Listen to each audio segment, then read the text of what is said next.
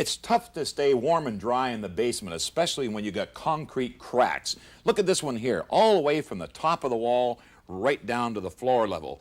And you can definitely see where there has been water because of that white line. That efflorescence on the wall depicts that there has been water wicking up from the bottom, from the footings, and venting into the basement. It has to be repaired. And what I'm going to do here, I'm going to chip out the crack about 3/4 of an inch wide by 1/2 inch deep, and then I'm going to apply on an adhesive welding agent in order to retain the quick plug material. That's a hydraulic cement that will go in and repair the crack and stop any water in the event if there's water in the future.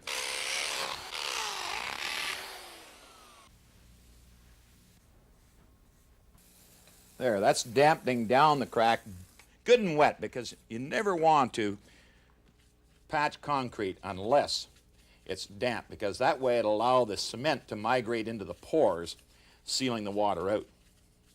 Now I'll take the Weldbond, squirt it onto the brush, and apply it into the crevice, mixing with the water. And it just loves water because it takes it in and seals the pores, making it all ready to receive the hydraulic cement.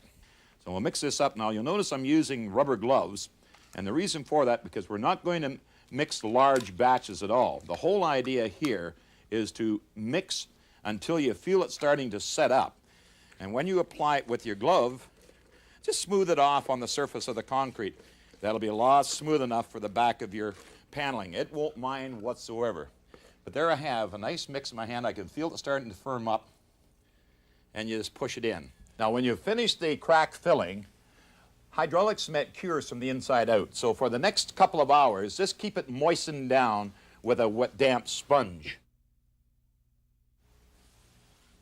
And that's all there is to it.